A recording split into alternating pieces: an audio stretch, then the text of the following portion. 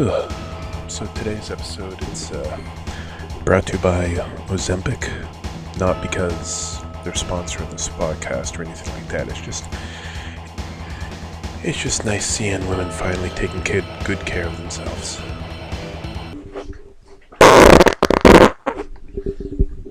That was a fart.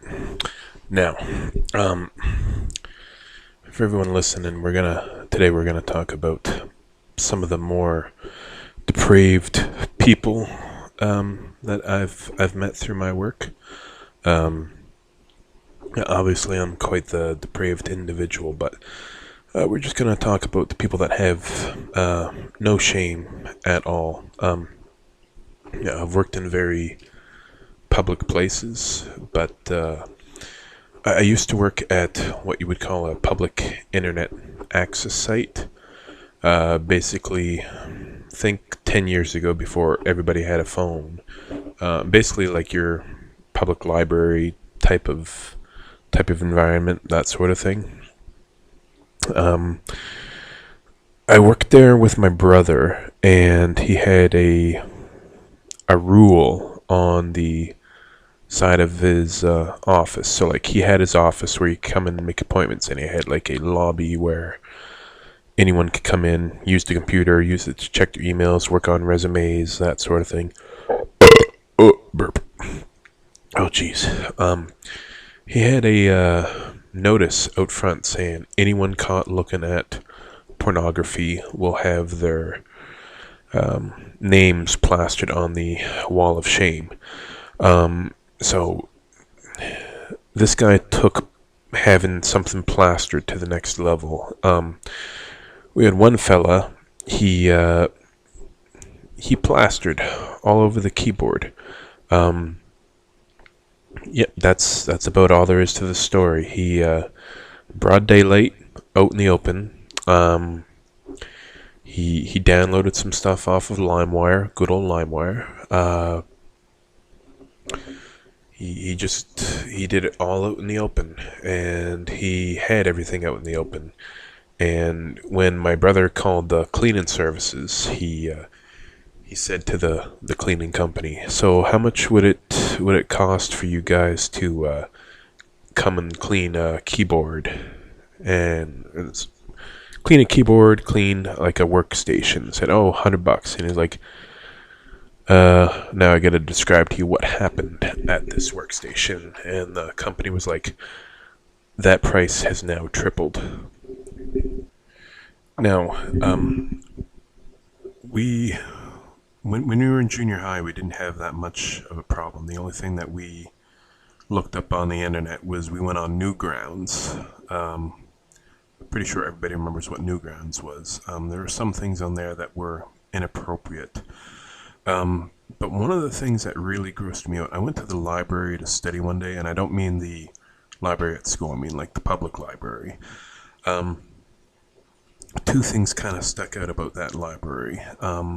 One of my buddies from school, he did some unspeakable things that he met up with somebody on Plenty of Fish or whatever those dating websites are, and he had a good old trucker rendezvous in the bathroom there. So you had to sign out your key to the bathroom at every visit because they didn't trust lonely people at the library. Second thing is that I went there for studying one day, and there was a guy.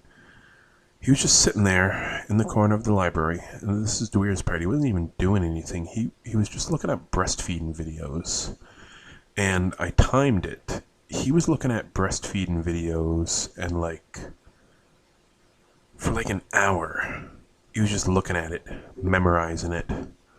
I don't know, and he was all there mentally, so he was just being weird and creepy.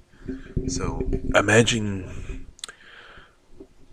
going to a public library, looking at breastfeeding videos, and then going home to solo it based off of that memory. So that's That's why I didn't do too good in school. I had to study with that stuff in the background. Now I remember one time in the office that I worked at. There's one fella. He was a little mentally challenged, and he would he came in there all sad and lonely one day. And like, hey buddy, how's it going? He'd be like, oh hey Josh, I'm doing okay today. And well, Josh was my brother's name. He's like, I'm doing okay. And he's like, and then a girl walked in, and he was like, oh, she's pretty. And then he was like, hey Josh, can I have the key to the washroom? And Josh like, yeah, go ahead. And then we we unlock the door, or we give him the key, he goes off to the bathroom, and then when he comes back, he was like, oh man, I feel much better, and he's all smiling and giggling and everything like that. And we go to the bathroom, and he did exactly what you think he did. Yep. There's one other guy that I worked with his brother, but this guy he worked security at the hospital, and he brought his laptop. He like clean. I don't know if he worked security or if he cleaned the rooms, but like he would like take his laptop and go hide in patients' rooms, like empty patients' rooms, and he would look up, well, old neuterino videos on the internet and have his fun in the bedroom. He probably should have been arrested for it, but I guess I guess not. So anyway, that was all I had to say for today. Try to hold it in, boys. It's not that hard.